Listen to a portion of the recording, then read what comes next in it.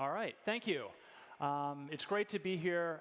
Thanks to the other sponsors and the organizers for putting on a great event. I think this is going to be really helpful for everyone in the industry to connect and come together. I'm Matthew Commons, president of the Verified USD Foundation. I'm going to be talking about a little bit of a historical perspective on stablecoins and private currency generally. Before we get into that, I wanted to just, let me see here. There we go. I can just briefly mention the Verified USD Foundation. We are the issuer of a stablecoin USDV, launched back in November. It is fully backed by real-world assets, short-term treasury bills that are tokenized. We have two partners. Our technology partner is Layer 0, who is the leader in cross-chain messaging. And we also have Matrixport, a major crypto financial services provider out of Singapore. We are the exclusive licensee of a technology called Color Trace, which allows decentralized minting. It allows to track which partners bring new capital into USDV, and then we're able to programmatically share the yield with those partners. So in thinking about where we are today, we have supposedly decentralized systems, but much of the stablecoin volume that is happening today is still through two private centralized institutions.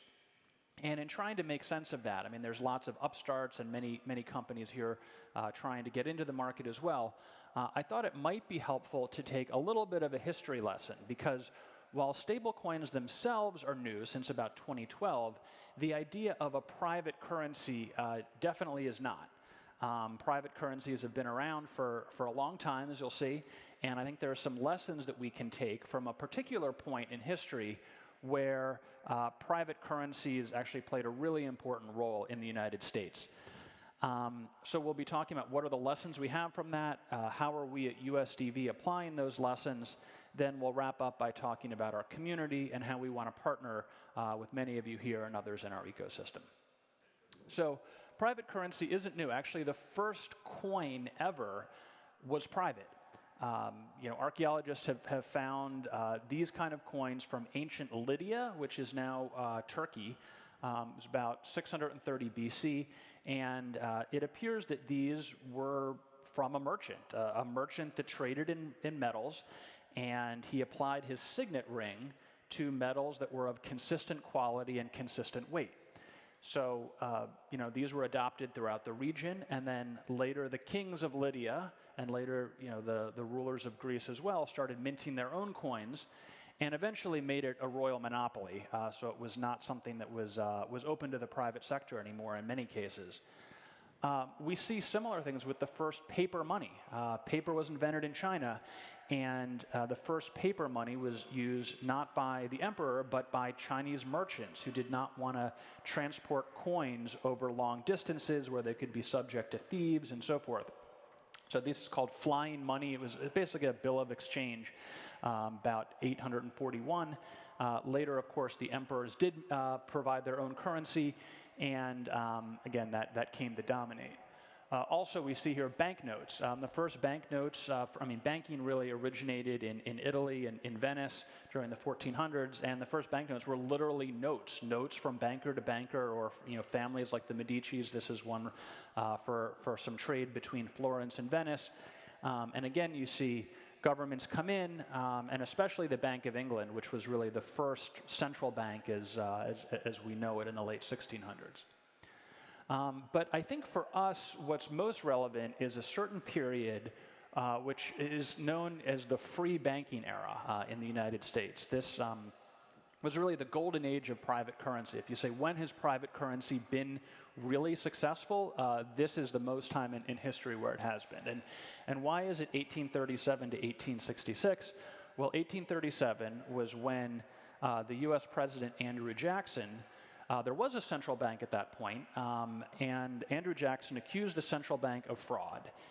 He had Congress actually let the charter on the bank run out and not expire. He had the president of the central bank arrested, and then for a period of almost 30 years, there was no central bank in the United States. There was still there was still a government-issued currency. The government still made gold and silver coins, but there was no bank behind it. There were gold dollars and silver dollars, but there wasn't very much of this, and they were in really high denominations. It's like if you only had like a 200 euro note, that was as small as it could get. So to supplement that, it was actually encouraged that there be private banks. And there were about 1,300 banks at this time, each bank producing multiple different denominations of currency.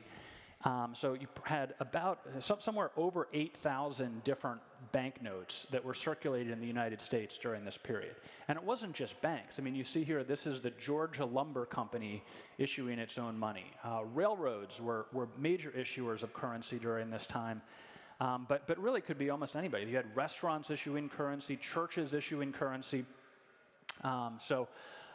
Really, just like anybody can kind of create different tokens today, you had something there. But one of the really important things is that this is a time of massive economic growth. The United States before this period was largely an agrarian society. And this time period, these 30 years was when you started really seeing canals, later railroads, factories. There was just such a major economic transformation. The economy was growing at a much faster rate during this period of private currency than it was before. So we can't really say that private currency caused the economic growth, but we can certainly say that strong economic growth can be consistent with an economy that is largely run on private currency. So how did this actually work? I mean, how did you live in a society with 8,000 different banknotes? Well, one of the ways that you did it is through, and it's a little hard to see the background there, but through transparency. Basically, you needed to have information, and one of the most common publications of this time was Thompson's Banknote Reporter. This is something that came out twice a week. There were 100,000 subscribers, which is kind of a lot. There were only 17 million people in the U.S. at the time. But this went state by state. It was about 30 pages, listed all the different banks. If there were any bank failures or any issues there, if there were any counterfeits. And importantly, it would list the discounts. Which were the banknotes that were trading at par that could be redeemed for $1 in gold or silver, and which ones were having a discount. The next point that was really critical that we can apply today is sharing risk and reward. And how did this work? Well, actually at this time, the banks operated in networks. It wasn't really formalized networks like the Visa network or the SWIFT network that we have today, but banks worked together, and the way that they did that was that they would hold some of their banknotes on deposit at another bank. So if you're Bank A, you can take some of your banknotes, bring them over to Bank B, and hold them there. Now that's risky in some sense. Bank B could go bankrupt. And also, you're certainly not going to earn as much money just holding them at another bank than you can by lending them out. But this promoted trust between the different institutions, and if you held enough at another institution, you could actually engage them as a redemption agent. So people could take your banknotes, bring them to another bank, and get gold or silver back. And this is something that usually happened within a given state. But for things that cross different states, there were plenty of independent brokers that would serve this function as well. And then finally, fungibility, or somebody was talking about the singleness of money before. A dollar should be a dollar should be a dollar.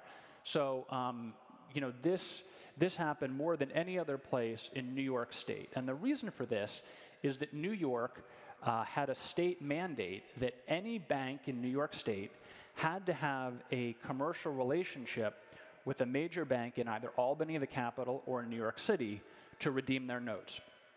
So what this meant is that throughout the United States at this time, if you had a New York banknote, it was much more likely that that was going to trade at par or very close to it than one from any other state, because they had these redemption agreements. Again, as long as it wasn't counterfeit, you were in much better situation. And this is a big reason why New York was able to consolidate its position as the financial center of the United States. New York was not the richest state. This is before the Civil War. The richest states were in the South. Mississippi was the richest state in the Union at this point.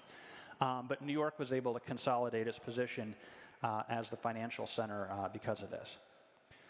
So, can we apply these lessons today? Well, maybe not one-to-one, but certainly there's some takeaways that I think are relevant to the stablecoin industry and when we think about, private currencies generally. So the first is transparency. And again, apologies that you can't quite see all the contrast there. But we at USDV, we don't need the Thomson's Banknote Reporter anymore, but we do have on-chain transparency. As we'll go through and show, everything backing our stablecoin is on-chain on the 8 different chains that were listed. Next point.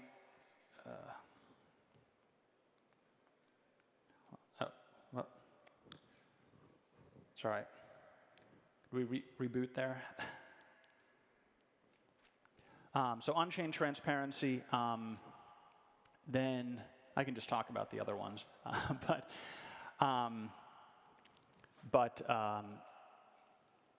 the next thing was sharing risk and reward. So we share risk and reward through the color trace algorithm, as we talked about, and then the third being fungibility. So we will talk about that again.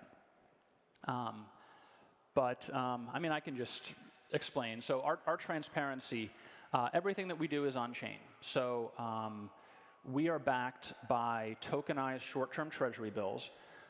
Those short-term treasury bills are held in a contract on ETH mainnet. $1 of USDV is backed by $1 of the collateral token. We have a transparency panel, so everybody, that includes Verified USD Foundation, includes Layer 0, other third parties like Curve. They can come in, they can have read-only access to the accounts, they can see all the, all the different different collateral that's there. I think we're on slide. Okay, I'll just go through.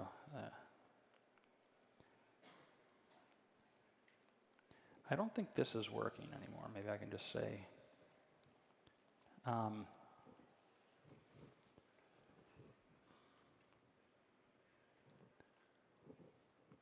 yeah. So everything's on chain. We have full transparency into that. Also, we have real-time proof of reserves through a Chainlink Oracle. So that was transparency. The next point, the slides may catch up at some point, is fungibility. So we are the first token that is built using Layer 0's omni-chain fungible token standard. So that means that every USDV is born on Ethereum mainnet because that's where the collateral token is. And it can then be burned and reminted on any of 8 chains today. Eventually, it should be many more chains. Layer 0 connects to over 65 different blockchains. So that's going to be really critical for the growth of our ecosystem. And then, finally talking about color trace and sharing risk and reward. This is really the thing that is kind of most unique about USDV. We're the exclusive licensee of color trace, and what that allows us to do, we actually don't create new USDV ourselves at the foundation. What we do is we provide a legal, technical, and governance framework where other parties can come in and create USDV. So we're partnered with organizations like the major DeFi protocols. We're with 8 of the top 10 DeFi protocols, centralized exchanges, and OTC desks. And when they come to create new USDV, it can be by sending a wire, it can be by usually it's by converting from another stablecoin. We're able to assign that with a particular color for the partner. And wherever that goes throughout the ecosystem, we're able to track that and programmatically share the yield with the participants that brought that into the ecosystem. Let's see. Are we able to get the slides working again? No. Oh, wait, hold on. Are we getting something here? We got one. No. Pravina? No? Okay, wait, hold on. It's slow. It's like 10 clicks for one thing. Okay. I don't even know if I'm moving this, but something's moving ahead. Okay, transparency, fungibility, lessons, okay. Great, okay, there we go. Decentralized minting, color trace, we talked about that. Okay, partners, let me stop here. So we have a lot of partners. Again, 8 of the top 10 DeFi protocols. We're on 8 different chains today, many more to come. A lot of great support from different wallets, market data, and infrastructure providers. But looking ahead, we're really all about collaboration. Compared to other types of stablecoins, we're set up as a foundation. Everything is on chain. It's really about bringing others into the ecosystem. So we're here at Stable Summit looking for more chains, looking for other stablecoins that we can partner with, and actually as well looking for other operating partners. Right now we have 2 operating partners, Matrixport and Layer 0. We are looking for others that can actually, beyond just owning a color and minting USDV, actually play a role in the governance and economics of the USDV project itself. So really excited to be here and looking forward to meeting, talking with the teams here. Say that, I'm just going to try to get, there we go. So thank you very much. You can follow us on Twitter. I'll be here, both us as well as the Matrixport team at this conference and throughout ETHCC. So looking forward to meeting you and working together. Thank you very much.